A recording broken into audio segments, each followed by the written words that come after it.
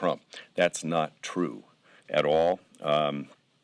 It's in line with saying you got arrested in South Africa, I guess. Maybe it was just a moment. But under President Trump, NIH has not seen their budget cuts. In fact, since 2017, just the opposite's occurred. From 2017 to 2020, the CDC budget is up 10%. 10%. And over the same period, the National Institutes of Health budget is up 22%. Joe's a good man, but we got to stick to the facts here and not scare the American people. So we need to remain focused on making sure that our local healthcare officials have everything they need, and we're in regular contact with ours in Oregon, certainly, and that we're responding appropriately, thoughtfully, and thoroughly. One of the most recent cases is a person from my district who fell ill at a high school basketball game and works in a casino. And so obviously they're taking all those measures to tend to his health, but also to make sure the facility is cleansed. And I'll be out there Friday to meet with local officials. So with that, I'll turn it over to, I believe, the whip. Thank you, Greg. And it's important this week that Congress stay focused on working together to bring a supplemental bill that we can pass to make sure that the president and the entire administration have all the tools that they need, working with state health officials and local communities to combat the coronavirus. This is not a time for people to play political games, but unfortunately, you're seeing some of that being injected as Democrats here in Congress are trying to put elements of their failed policies into this bill. We're going to push back and make sure that we focus on getting the tools that are needed by the administration in this bill and keeping this bill focused on an answer to the coronavirus to make sure that America has the tools they need for President Trump to keep Americans safe. That's what the president's objective is. He stated that very clearly. He's been working with health officials. He put Vice President Pence in charge to send a message that this is a top priority and that all of the weight of the federal government will be put behind getting all the answers we need and getting all the tools that we need to local communities. And so that's being done. Hopefully we get that bill passed this week and get it done quickly without any kind of political games that some people are trying to interject. We're going to work to make sure that doesn't happen, that we ultimately get a bill passed that focuses on addressing the coronavirus and making sure that Americans are kept safe and aware of all the things they need to do. Listen to your local health officials. Obviously, washing your hands as often as possible is the best thing that individuals can do, but local health officials, as well as federal health officials, have been very clear about the things that we know, what we don't know, and what we're doing to find a cure. And we haven't gotten there yet, but we're going to continue working on it. In the meantime, there are other things that are happening here in Congress. We are still working to try to get a renewal of the FISA law while addressing the reforms that are needed to go and hold those people accountable who abuse the FISA court. FISA court's a critically important tool to our nation's security. But we know in the 2016 election it was abused by some people over at the FBI. And while we wait for the Durham report to come out and hopefully name names, identify those people who abuse the FISA law so that they can be held accountable, we also need to make sure that the elements of FISA that are so important to our national security are renewed with reforms that prevent those abuses from happening again. Stronger criminal penalties against people who would dare to abuse that law and hopefully never will abuse it again. But as we wait to hopefully see that the Attorney General is able to bring people to justice who abuse the law, let's make sure we renew the FISA law with reforms that address those problems. And finally, as we're watching the Democrats here on Super Tuesday go through their primary, it's interesting to see that a lot of momentum has been pushed behind the anti-Bernie establishment to try to push everybody towards Joe Biden. Watching candidates drop out and quickly go and endorse Joe Biden, trying to prop up Joe Biden as an alternative to Bernie. I think we're seeing an interesting fight go on within the Democrat Party for those that are for Bernie Sanders, as well as those within the Democrat establishment who are trying to undermine his candidacy. And it's going to be interesting to watch. I don't think Democrat voters are going to allow this nomination to be rigged like it might have been in 2016. So, we'll see what happens later today. I think the bar is set high now. Biden's got to go and do really well against Bernie. Otherwise, it's going to show the weakness of the Democrat establishment who are trying to undermine Bernie's campaign. But it's also curious as you watch some of these candidates flying around on their private jets telling families to change their lifestyle and to not use fossil fuels. They're flying around on their own private jets, not living by the things that they're telling other Americans to do to change their lifestyle. And I think people are paying attention to that. So it's just interesting to watch. We'll see what happens. But hopefully everybody gets out and votes today in those states where they're having their primaries. With that, I'll turn it over to our leader, Kevin McCarthy. Thank you, Steve.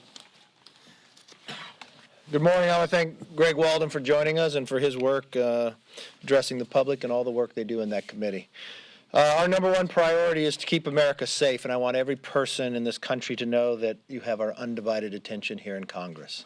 We've been working hand in hand with the White House for quite a few months, preparing for the coronavirus. Unfortunately, China was not as opening to the world as we needed, or as honest in the approach as we began.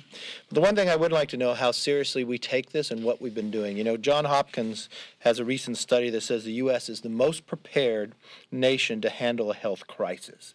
I think you can see that. I also want to show how we've been preparing this long before this ever came to fruition. Not sure if you have that graph, but let me give you some numbers. Since 2015, we have made strategic investments in America's key health resources.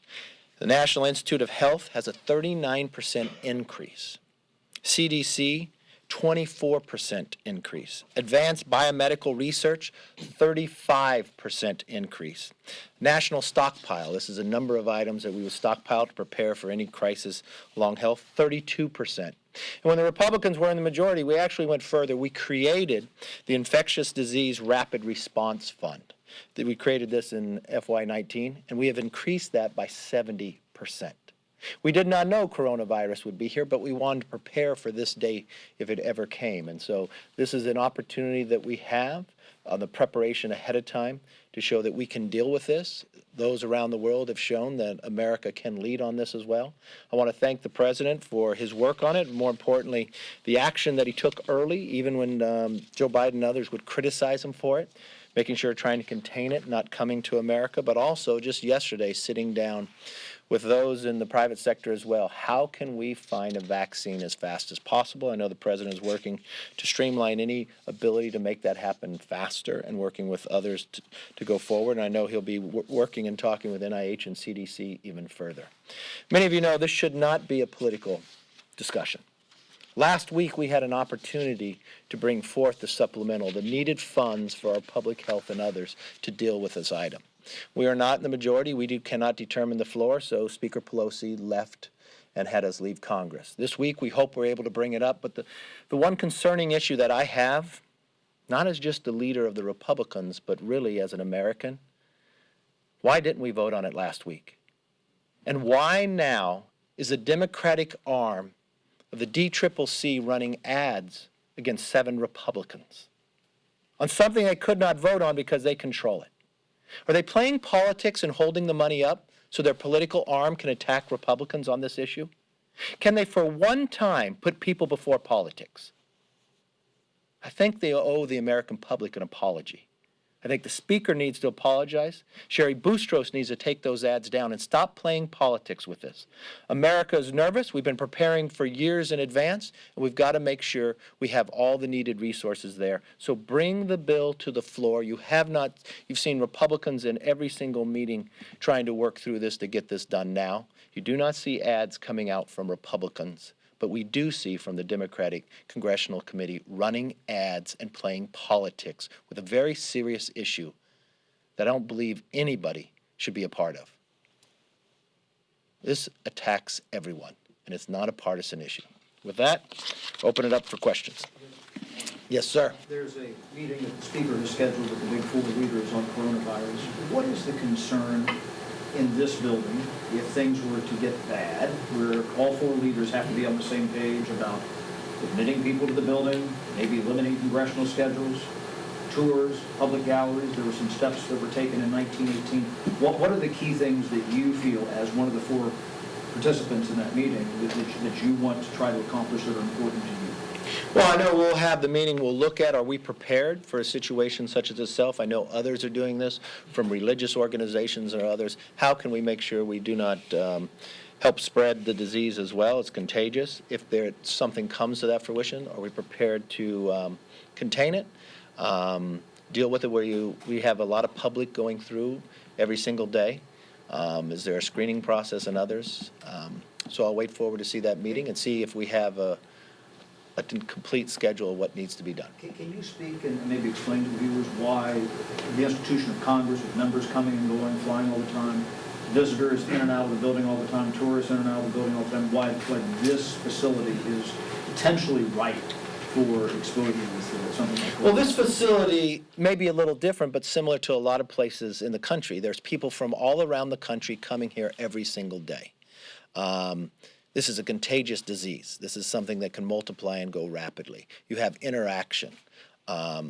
So are we prepared in that situation? Fortunately, in America, we've been preparing ahead of time. We don't have the cases like China and others, but we've been trying to contain it outside. Unfortunately, China was not forthcoming like they should have been if they would have allowed our scientists and our doctors in early. We learn something new about this disease every single day, this virus. And, you know, some people are contagious with no signs we're finding.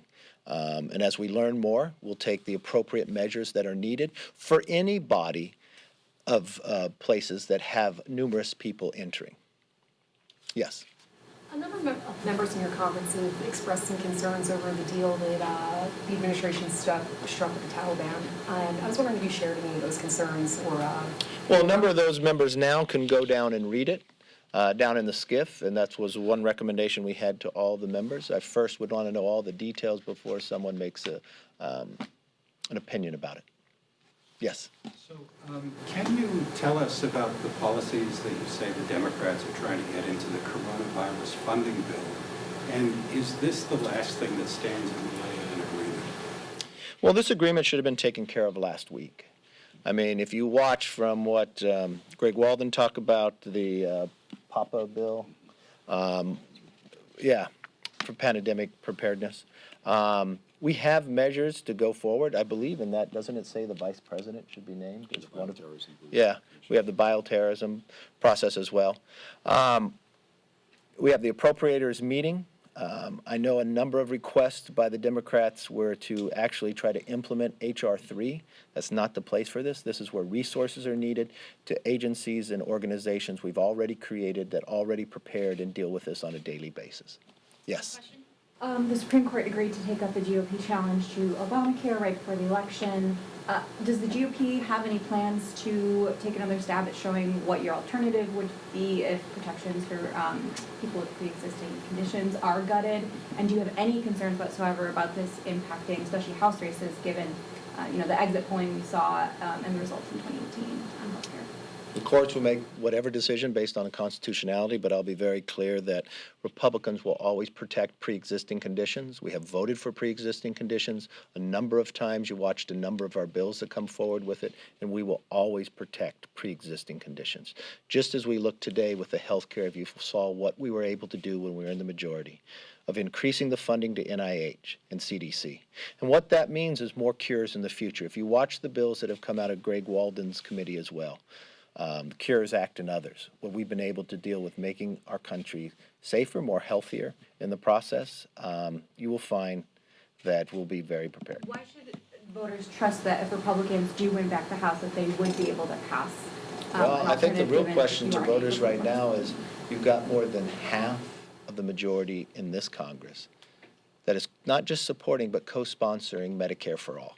They want to remove your ability to private health insurance. Right now, when you have a fear for the coronavirus, they think government should run it. They want more than 180 million Americans would lose their health insurance. That's what I'd be most afraid of right now. And you've got a Republican Party standing here defending pre-existing conditions while they're removing your health insurance. That's the fear that we have right before us. Thank you.